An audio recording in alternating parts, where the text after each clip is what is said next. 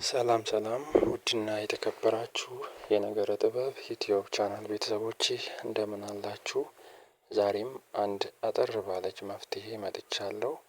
ይቺ የዛሬዋ መፍትሄ ብዙ ጊዜ በተደጋጋሚ አንድ ሰው ነበረ በኮሜንት ሲጠይቀኝ የነበረውና ይቺም መፍትሄ ምንድነው?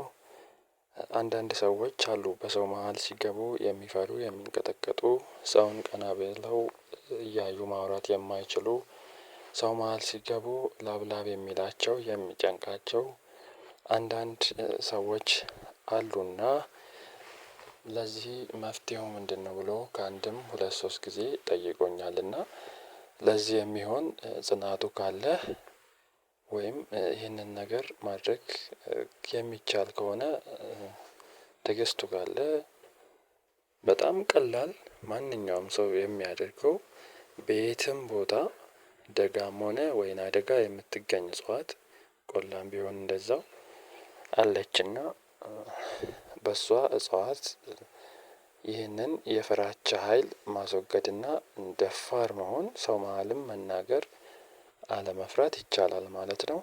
እንግዲህ ውድና የተከበራችሁ የነገረ ጥበብ ዩቲዩብ ቻናል ቤተሰቦቼ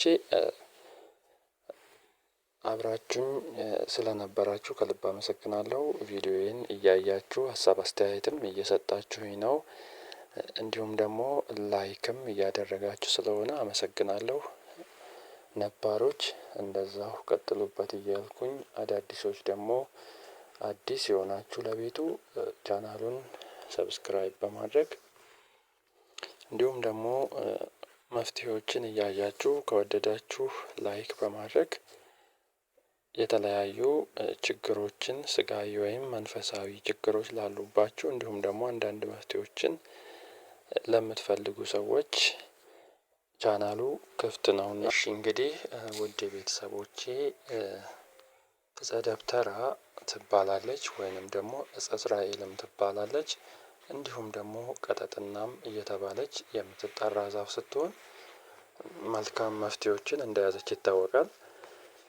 ይቺ ቀጠጥና አብዛኛው የሀገራችን አየር ፀባይ የሚስማማት እንዲሁም ደግሞ ቅጠሎቿ ሰፋ ሰፋ ብለው ቢጫ አበባ ነገር ታወጣለች ማለት ነው። እዛው ቅጠሎቿ ላይ ፍሬ መሰል ነገርም አላት። በምስሉ ላይ አስቀምጥላችኋለሁ።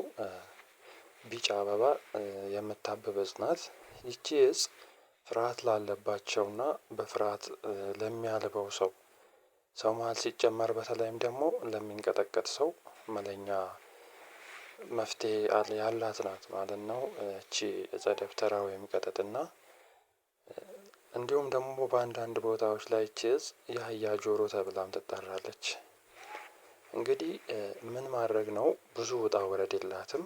የምታደርጉት ነገር ቢኖር ማክሰኞ ቀን ጠብቃችሁ ልክ ማክሰኞ ቀን እጽዋቷን ከመሬት ቆፍራችሁ ከነ ቅጠሏ ማድረቅ ነው።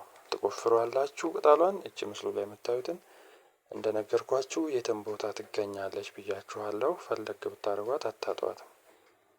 ልክ ምስሏን ስታዩት እንደምታስታውሷት አብዛኞቻችሁ እርግጠኛ ነኝና ቆፍራችሁችን ታወጣላችሁ። ፀሀይ ላይ በማድረግ ከነቅጠሏ ከነፍሬዋ እንደዚሁ እንዳለች ታደርጓታላችሁ።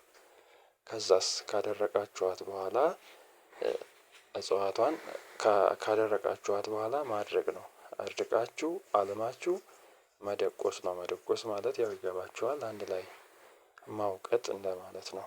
ከዛ በኋላ ትነፋና ነፍታችሁ መንፋት ማለት ልክ በዱቄት እንደሚነፉት እናቶች መለየት ማለት ነው። እርግፍጋፊው ከስር እንዲወጣ ከላይ ደግሞ የማያስፈልገው እርግፍጋፊው እንዲቀር ድቅቅ ያለው እንዲወጣ ማለት ነው። ከዛ ተነፍታ ምን ታደርጋላችሁ? በነጭ ማር ነጭ ማር ያስፈልጋችኋል። በነጭ ማር ትላወስና ለ7 ቀን ጠዋት ጠዋት በትንሽዬ የሻይ ማንኪያ በባዶ ሆድ መብላት ነው ማለት ነው። በትንሽዬ የሻይ ማንኪያ አንዳንድ ጠዋት ጠዋት መብላት ነው። በነጭ ማር ተለውሳ ማለት ነው። መመሪያውንና አሰራሩን በደንብ መከታተል ይኖርባችኋል። ውድ ቤተሰቦቼ ብዙውን ጊዜ አንዳንድ ሰዎች ሳይሞክሩ ወይንም ደግሞ ሁሉንም ቀን በትዕግስት በተከታታይነት ሳይፈጽሙ ውጤት አላየውም እያሉ እንትን የሚሉ ሰዎችም አሉና እንግዲህ ውድ ቤተሰቦቼ ለዛሬ ያስኳት መፍትሄ ይህችን ትመስላለች። በይዘት ስትታይ ትንሽዬ ትመስላለች፣ ግን ውጤቷ በጣም ከፍተኛ ናት። የተፈተነችም ናትና እንግዲህ ማየት ማመን ነው። ምንም የጎንዮሽ ጉዳትም የለውም። በነገራችን ላይ